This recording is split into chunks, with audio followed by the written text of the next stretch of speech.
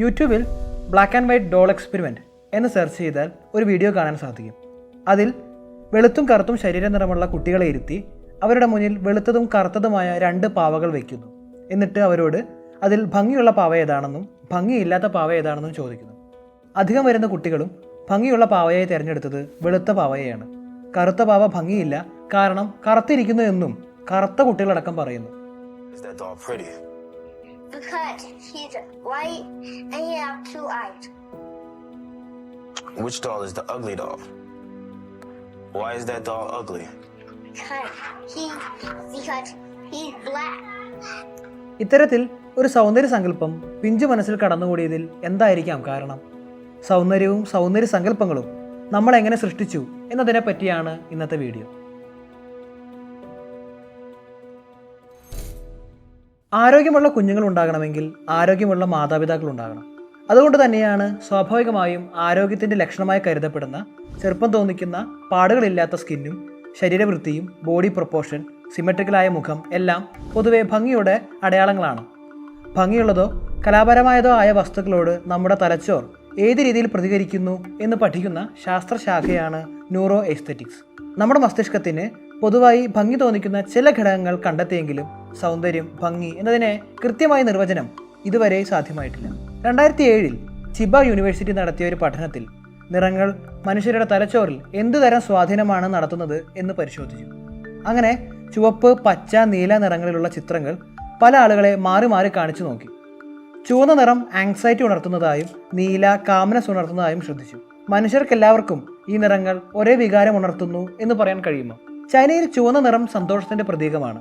ഇന്ത്യയിൽ ഐശ്വര്യത്തിന്റെ പ്രതീകവും. വെളുത്ത നിറം പൊതുവെ ശാന്തിയുടെയും സമാധാനത്തിന്റെയും നിറമായാണ് കണക്കാക്കുന്നതെങ്കിലും കിഴക്കനേഷ്യൻ രാജ്യങ്ങളിൽ വെളുപ്പ് മരണത്തിന്റെയും ദുഃഖത്തിന്റെയും നിറമാണ്. കറുത്ത പൂച്ച മോശം ലക്ഷണമായാണ് നമ്മുടെ നാട്ടിൽ കണക്കാക്കുന്നതെങ്കിൽ ജപ്പാൻ, സ്കോട്ട്ലൻഡ്, ഫ്രാൻസ് തുടങ്ങിയ നാടുകളിൽ സൗഭാഗ്യത്തിന്റെ ലക്ഷണമാണ് കറുത്ത പൂച്ച. പറഞ്ഞു വന്നത്, ഓരോ പ്രദേശവും സാംസ്കാരിക അന്തരീക്ഷവും വിശ്വാസങ്ങളും നിറങ്ങളിൽ തന്നെ വ്യത്യസ്തമായ അനുഭവം നൽകുന്നുവെങ്കിൽ തീർച്ചയായും ഓരോ പ്രദേശങ്ങളിലുമുള്ള സൗന്ദര്യ സങ്കല്പങ്ങളിലും വ്യത്യാസം കാണാം. ആഫ്രിക്കൻ രാജ്യങ്ങളിൽ ആരോഗ്യമുള്ള കുട്ടികളെ പ്രസവിക്കുന്നതിന് വീതിയുള്ള ഇടുപ്പ് വേണമെന്ന വിശ്വാസം കാരണം കർവിയായ സ്ത്രീകളെയാണ് പൊതുവെ ഭംഗിയായി കാണുന്നത്. കേരളത്തിലും ഒരു കാലം വരെയും അത്ര മെലിഞ്ഞ സ്ത്രീകൾ നമ്മുടെ സൗന്ദര്യ സങ്കല്പങ്ങളിൽ ഇല്ലായിരുന്നു. നമ്മൾ ഒരുവിധം ഭംഗിയുള്ള നടിമാർ എന്ന് കണക്കാക്കപ്പെടുന്നവർ അത്ര മെലിഞ്ഞിരിക്കുന്നവരല്ല. എന്നാൽ കിഴക്കനേഷ്യൻ രാജ്യങ്ങളിൽ ഈ ഒരു രൂപം പോലും തടിച്ചതാണെന്ന് കരുതുന്ന തരത്തിൽ മെലിഞ്ഞ ശരീരത്തെ ഇഷ്ടപ്പെടുന്ന സംസ്കാരമാണ്. ചൈനയിൽ ചെറിയ കാലുകൾ ഭംഗിയുള്ളതാണെന്ന വിശ്വാസം കാരണം ചെറുപ്പത്തിലെ കാലുകൾ വലുപ്പം വയ്ക്കാതിരിക്കാൻ കെട്ടിയിടുന്ന ഒരു രീതിയുണ്ട്. എന്നിങ്ങനെ ഒരു രാജ്യത്ത് ഏറ്റവും സുന്ദരിയായി കണക്കാക്കുന്ന ഒരു വ്യക്തിയെ മറ്റൊരു രാജ്യത്ത് അത്ര ഭംഗിയുള്ളതായി കണക്കാക്കണമെന്നില്ല. സാംസ്കാരികമായി ഒരു തരത്തിലും നമ്മുടെ സൗന്ദര്യ സങ്കല്പങ്ങളുമായി ഒത്തുചേരാത്ത ചില ആളുകളെ ചിലർക്ക് ഭംഗി തോന്നിയേക്കാം. കേരളത്തിലെ ചില പബ്ലിക് ഒപ്പീനിയൻ വീഡിയോകളിൽ ചില പെൺകുട്ടികൾക്ക് ഇഷ്ടം കൊറിയൻ ബോയ്സിനെയാണെന്ന് പറയുന്നത് കേൾക്കാം. നിങ്ങളോട് ഏറ്റവും സൗന്ദര്യമുള്ള വ്യക്തി ആരാണെന്ന് ചോദിച്ചാൽ ഒരുപക്ഷെ ഏതെങ്കിലും മലയാള നടനോ ഇന്ത്യൻ നടീനടന്മാരോ ഹോളിവുഡ് നടീനടന്മാരോ കൊറിയൻ താരങ്ങളോ ഏതെങ്കിലും ഇൻസ്റ്റഗ്രാം സോഷ്യൽ മീഡിയ താരങ്ങളോ ആകാം. നിങ്ങളിൽ അധികം ആളുകളും ഒരു ബെൽജിയൻ അല്ലെങ്കിൽ എത്യോപ്യൻ നടീനടൻ്റെ പേര് എടുത്തു പറയാനുള്ള സാധ്യത വളരെ കുറവാണ്. കാരണം നമ്മൾ ബെൽജിയൻ എത്യോപ്യൻ സിനിമ കാണാത്തതുകൊണ്ട് മാത്രമല്ല. നിങ്ങൾ കൂടുതൽ ഹോളിവുഡ് സിനിമകൾ കാണുന്നയാളും അമേരിക്കൻ സിനിമാ സംബന്ധ വിഷയങ്ങൾ ശ്രദ്ധിക്കുന്ന ആളാണെങ്കിൽ ഒരുപക്ഷെ ഹെൻറി കാവിൽ, സെൻഡായ, ടിമോത്തെ ഷാലമെ എന്നിവരെ ആയിരിക്കാം കൂടുതൽ ഇഷ്ടം.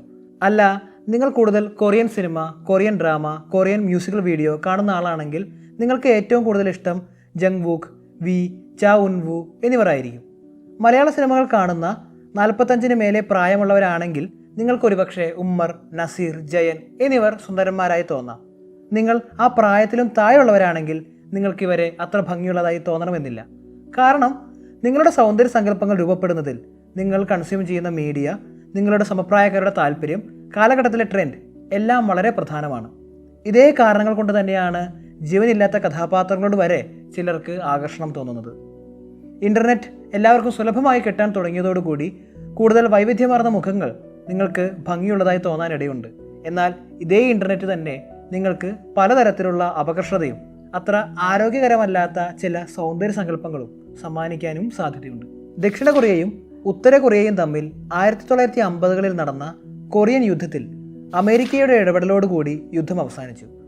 അതിൻ്റെ ഭാഗമായി വലിയ തോതിൽ കൊറിയയിൽ നിന്നും അമേരിക്കയിലേക്ക് കുടിയേറ്റം നടന്നിരുന്നു. അമേരിക്കൻ മിലിറ്ററി ഡോക്ടർമാർ അന്ന് കുടിയേറിയ കൊറിയൻ ആളുകളുടെ കണ്ണുകളിൽ സർജറി ചെയ്ത് കൂടുതൽ വലുപ്പമുള്ളതാക്കി മാറ്റി. അതിന് കാരണമായി അന്ന് പറഞ്ഞത് കൊറിയൻ കണ്ണുകൾ അമേരിക്കൻ തദ്ദേശീയർക്ക് പേടിയുണ്ടാക്കുമെന്നും അതുകൊണ്ട് തന്നെ അവരെ ഭംഗിയാക്കുന്നു എന്നുമാണ്. കേൾക്കുമ്പോൾ എന്ത് പ്രാകൃതമാണ് എന്ന് തോന്നുമെങ്കിലും ഈ സൗന്ദര്യബോധത്തിൽ നിന്നും ഇന്നും പല ഏഷ്യൻ രാജ്യങ്ങളും കരകയറിയിട്ടില്ല. ഇന്ന് കൊറിയൻ മ്യൂസിക്കൽ വീഡിയോകൾ ലോകമെമ്പാടും ശ്രദ്ധയാർജിക്കുമ്പോൾ ആ പാട്ട് മാത്രമല്ല ശ്രദ്ധിക്കപ്പെടുന്നത്, വിൽക്കപ്പെടുന്നത് അതിലെ ഗായകരുടെയും നർത്തകരുടെയും ഭംഗി കൂടിയാണ്. K-pop ഇൻഡസ്ട്രിയുടെ ഭാഗമാകണമെങ്കിൽ നിങ്ങൾ വെളുത്തിട്ടായിരിക്കണം, ഡവ് പരസ്യത്തിലേതുപോലുള്ള സ്കിൻ വേണം, വി ഷേപ്പിലുള്ള താടി വേണം എന്നിങ്ങനെ നീളുന്ന ഒരു ലിസ്റ്റുണ്ട്. അതിൽ പ്രധാനപ്പെട്ടതാണ് വിടർന്ന കണ്ണുകളും ഡബിൾ ഐലിഡും. കൊറിയക്കാർക്ക് സാധാരണയായി കണ്ണുകളുടെ മുകളിൽ സ്കിൻ കാരണം ചെറിയ കണ്ണുകളായി തോന്നിക്കും. ഈ മുകളിലെ സ്കിൻ ഇല്ലാത്ത വിടർന്ന കണ്ണുകളാണ് ഡബിൾ ഐലിഡ്. കൊറിയൻ ജനതയിൽ സ്വാഭാവികമായി കാണുന്നതാണ് ഇത്തരം അടഞ്ഞ കണ്ണുകളെങ്കിൽ എങ്ങനെയാണ് ഇത്രയധികം വിടർന്ന കണ്ണുകളുള്ള ആളുകളെ കിട്ടുക? എളുപ്പമാർഗം ഡബിൾ ഐലിഡ് സർജറി. 1950കളിൽ അമേരിക്ക കൊറിയക്കാരിൽ നടത്തിയ അതേ സർജറി. കണ്ണുകളിൽ തീരുന്നില്ല ഇത്തരം സർജറികൾ. നമ്മുടെ കണ്ണിൽ വെളുപ്പ് എന്ന് തോന്നുന്ന ആളുകൾ പോലും വെളുത്തിട്ടല്ല എന്ന് പറഞ്ഞ് പ്ലാസ്റ്റിക് സർജറി നടത്തുന്നു. ദക്ഷിണ കൊറിയ കോസ്മെറ്റിക് സർജറിയുടെ തലസ്ഥാനം എന്നാണ് വിളിക്കപ്പെടുന്നത്. ദക്ഷിണ കൊറിയയിലെ 19നും 25നും ഇടയിലുള്ള പെൺകുട്ടികളിൽ 25% ആളുകളും പ്ലാസ്റ്റിക് സർജറി ചെയ്തിട്ടുണ്ട്. 30 വയസ്സുള്ളവരിൽ ആ നിരക്ക് 31%. ഇതും പോരാത്തതിന് നല്ല പോലെ മെലിഞ്ഞിരിക്കുകയും വേണം. K-pop ബാൻഡുകളിൽ അതിനാൽ തന്നെ പല അനാരോഗ്യകരമായ ഡയറ്റ് നിർദ്ദേശിക്കുകയും പലപ്പോഴും താരങ്ങൾ വേദിയിൽ തലകറങ്ങി വീഴുകയും ചെയ്യും. പലരും തടിക്കുമെന്ന് ഭയം കാരണം ഭക്ഷണം പൂർണ്ണമായി ഉപേക്ഷിക്കുകയും ഐസ് ക്യൂബ്സ് മാത്രം കഴിച്ച കഥകളും കേൾക്കാം.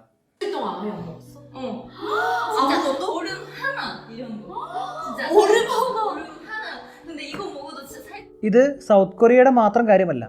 ഫിലിപ്പ ഹാമിൽട്ടൺ എന്ന ഫ്രഞ്ച് മോഡൽ റാൽഫ് ലോറൻ എന്ന ഫാഷൻ കമ്പനിക്ക് വേണ്ടി മോഡലാകാൻ വന്നപ്പോൾ അവർ മെലിഞ്ഞിട്ടല്ല എന്ന് പറഞ്ഞ് വികൃതമായ രീതിയിൽ തന്നെ ഫോട്ടോഷോപ്പ് ചെയ്ത് പരസ്യത്തിൽ അവതരിപ്പിച്ചു. മെലിഞ്ഞ ശരീരത്തിനെ ഏറ്റവും അധികം ഇഷ്ടപ്പെടുന്ന രാജ്യം ഒരുപക്ഷെ ചൈനയായിരിക്കും. ചൈനയിലെ ഒരു സോഷ്യൽ മീഡിയ ചലഞ്ചാണ് വയറിൽ ഹെഡ്സെറ്റിൻ്റെ കേബിൾ എത്ര വട്ടം ചുറ്റാൻ പറ്റുമെന്നത്. പെർഫെക്റ്റായ വയറാണോ നിങ്ങൾക്ക് എന്ന് അളക്കാൻ ഒരു A4 പേപ്പർ ധാരാളം. ഇനി വയർ ഒട്ടിയിരുന്നാൽ മാത്രം പോരാ, വയറിലെ പൊക്കിൾ കൂടി ഭംഗിയുണ്ടാവണം. നിങ്ങളുടെ പൊക്കിൾ ഭംഗിയില്ലേ, നിങ്ങൾക്ക് കൃത്രിമമായ പൊക്കിൾ വരെ വാങ്ങാൻ കിട്ടും. വേറൊരു ചലഞ്ച് എന്നത് ഈ കഴുത്തിനടിയിലുള്ള എല്ലിൽ എത്ര സാധനങ്ങൾ നിറയ്ക്കാൻ പറ്റുമെന്നതാണ്. ചിലർ അതിൽ നാണയങ്ങൾ, ചിലർ മീനിനെ വരെ വെച്ച് ഈ ചലഞ്ച് ഏറ്റെടുക്കുന്നു. കഴുത്തിനടിവശത്തെ എല്ല് തെളിഞ്ഞു കാണുന്നത് ഭംഗിയാണത്രേ. പുരുഷന്മാർക്കും ഉണ്ട് ഇത്തരത്തിൽ പലതരത്തിലുള്ള സ്റ്റാൻഡേർഡ്സ്. സിനിമാ വ്യവസായത്തിൽ സ്റ്റെറോയിഡുകളുടെ ഉപയോഗം വളരെയധികം കൂടിയിരിക്കുന്നു. പലപ്പോഴും സ്റ്റെറോയിഡ് ഉപയോഗത്തിന് ശേഷം പ്രോപ്പറായ ഡയറ്റിംഗ്, കെയറിംഗ് ഇല്ലാത്ത കാരണം പലവരുടെയും ആരോഗ്യത്തെ തന്നെ നശിപ്പിക്കുന്നു. നമ്മൾ ഭംഗിയുടെ ആളുകളായി കണക്കാക്കുന്ന മോഡലുകൾ വരെ വലിയ തോതിൽ അവരുടെ ശരീരത്തിൽ അസംതൃപ്തരായി സർജറി ചെയ്ത് തിരിച്ചറിയാൻ പറ്റാത്ത രീതിയിൽ തന്നെ മാറുന്നു. ഇന്ന് ബ്യൂട്ടി ഇൻഡസ്ട്രി എന്നത് മേക്കപ്പ് പ്രൊഡക്റ്റുകളിലും ഫാഷനിലും ജുവലറികളിലും ഒതുങ്ങുന്നതല്ല, മെഡിക്കൽ സർജറി കൂടി ചേർന്നതാണ്.